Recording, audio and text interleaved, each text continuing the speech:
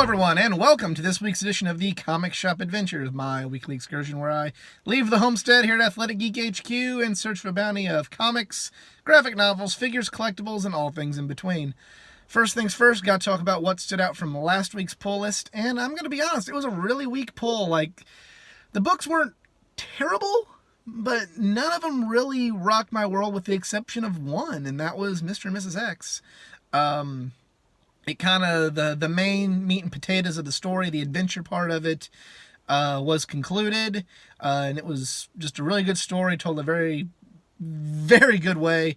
Kelly Thompson really knows how to write the relationship of Gambit and Rogue, and she's a very, I haven't really read much other work of hers, with the exception of her Rogue and Gambit and the Mr. and Mrs. X book, but very, very well done, well written.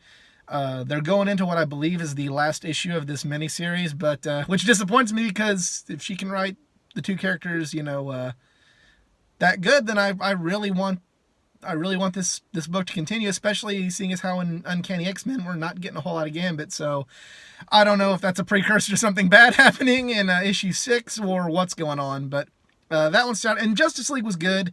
Continuing this Drowned Earth story with kind of tying with Aquaman. But beyond that, everything was just, it wasn't bad. It just was so painfully average. It's just kind of like, okay, it was forgettable. I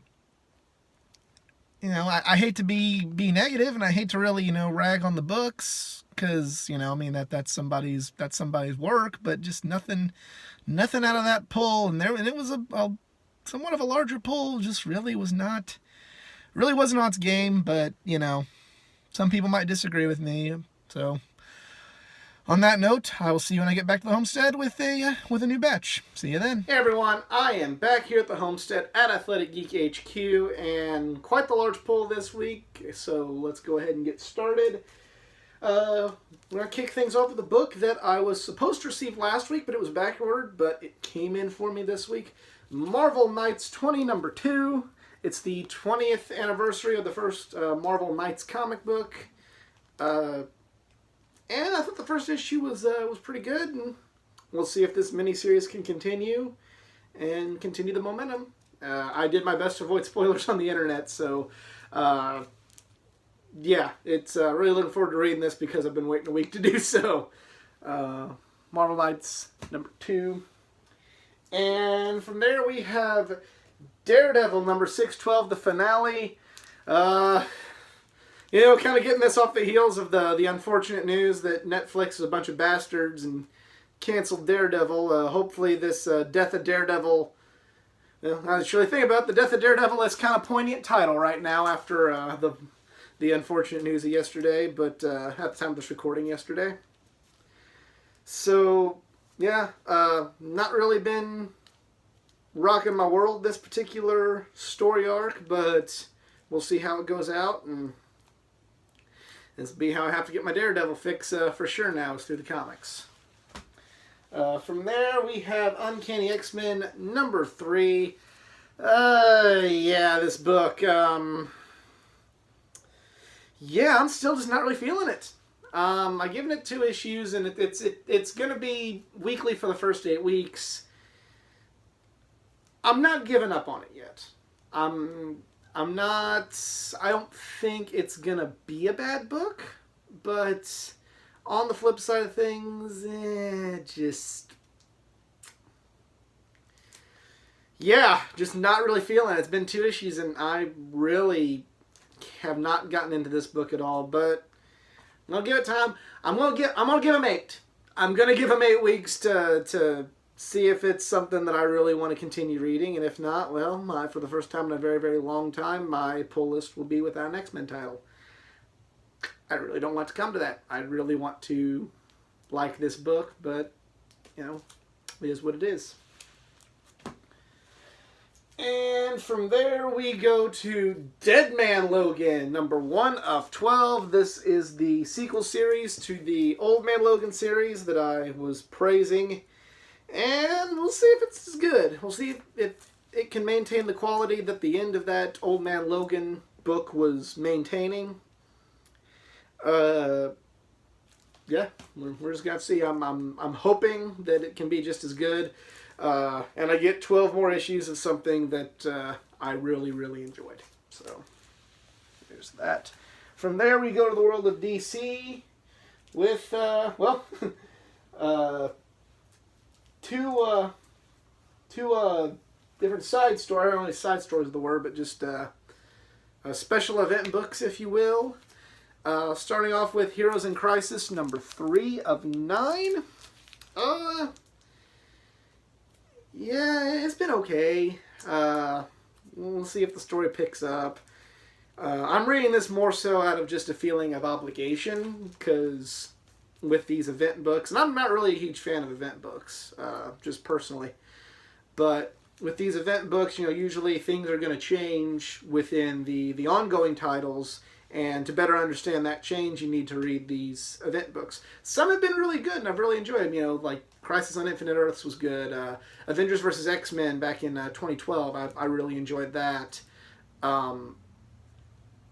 So, I'm not saying that all event titles are bad. Just personally, they're not always what they're... sometimes I just feel like money grabs, and I get that this is a business and it's here to make money, and I'm not saying that that's what any of the writers who write these books are intending to do. I think for the majority, most of them want to write a good story. By majority, I mean 99% of them are writing their book to write a good story. However, sometimes in the parameters of doing an event book, it's not really that good of a story. Especially when you gotta force feed some of them. And I'm not accusing Heroes in Crisis of being that at all, but maybe this isn't going to be a classic one. But it's on issue 3. There's still plenty of time left. Who knows? It hasn't been a bad series, but it's just been kind of there, and that's not good for an event book to me. But Heroes in Crisis number 3. And from there we go to Aquaman Justice League Drowned Earth. Here's a crossover event that I've enjoyed thus far, and this is the finale of it. Really, really looking forward to it. And things are going to change in Aquaman because they're having the new creative team come aboard. I'm not so sure, and this is not an Aquaman creative team, if I'm going to continue to read Aquaman, just because I'm kind of to the point now where I'm just needing to trim some fat, and I'll give it maybe a few issues and see if it can stay. But this crossover event has been good. I've enjoyed it. It probably doesn't bother me as much because I was reading both Justice League and Aquaman, which is where the crossover was. So somebody who maybe wasn't reading one of those books would be a little bit more annoyed with it. But yeah, we'll see how the story ends. From there we go to Detective Comics number 993. This is the conclusion of the Two-Face story arc that was going on. You've heard me kind of just say that this book just kind of exists. The Two-Face story arc, it piqued my interest because I really want to see a good Two-Face story. With the exception of Long Halloween, which is very Two-Face centric, I'd really like to read another really, really good Two-Face book. But it was okay, and this will be the conclusion, and Peter Tomasi will be taking over, I believe, next issue. So, looking forward to that because he's a really, really good writer and a really good guy. So, from there we have The Flash, number 59. Most consistent book as far as quality on my pull list. The strength force and the changes in Barry's life, it's been really, really interesting, and not really a whole lot to say other than good book. Looking forward to reading it. The most consistently, if I have a bad pull, at least The Flash was good. That's kind of been the MO of The Flash ever since the DC Rebirth. If your pull, if for me personally, if my pull list was kind of on the side, The Flash will definitely rise to the top and make it be good or very good, if not phenomenal. Yeah. The Flash, number 59. From there, we go to Superman Action Comics number 1005. It looks like it's going to be the beginning of a new story arc for Bendis, and yeah, I've been up and down, but I've enjoyed this, and we'll see how things continue to go in the world of Action Comics. From there, we go to Terrifics number 10. This book hasn't, it's kind of fallen off a bit for me. It's still not been a terrible book, but it's kind of fallen off a little bit, so, I believe this is another beginning of a new story arc, so we'll see where this leads. It's not in any danger of getting trimmed, but, for the high praise it was getting in the first few issues, it's not quite on that level yet, but still a good book. And then finally, we get to the final book of this week's bounty, Titans number 30. And the world of Titans is changing. I'm not sure how I feel about it. A lot of it has to do with the fact that, with what's going on in the Nightwing titles with Dick Grayson. But, I'm interested to see how the fallout continues to play out in the Titans book. And we'll see if it's without some of these main core characters that attracted me to this book. We'll see if it can maintain my interest to stay on the list. It's kind of similar position as Aquaman. It's really gotta bring it to stay part of my pull list, but we will see.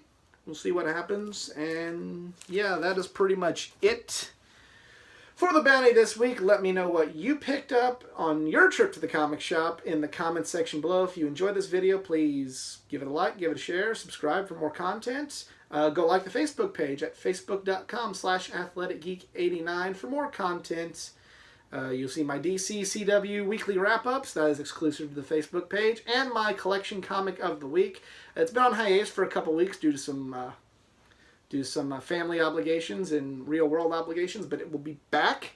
So that is exclusive to the Facebook page. Go check that out. Subscribe for more content. We have not just comic book content here, but we have content from everything geek culture, pro wrestling, gaming, all things geek culture.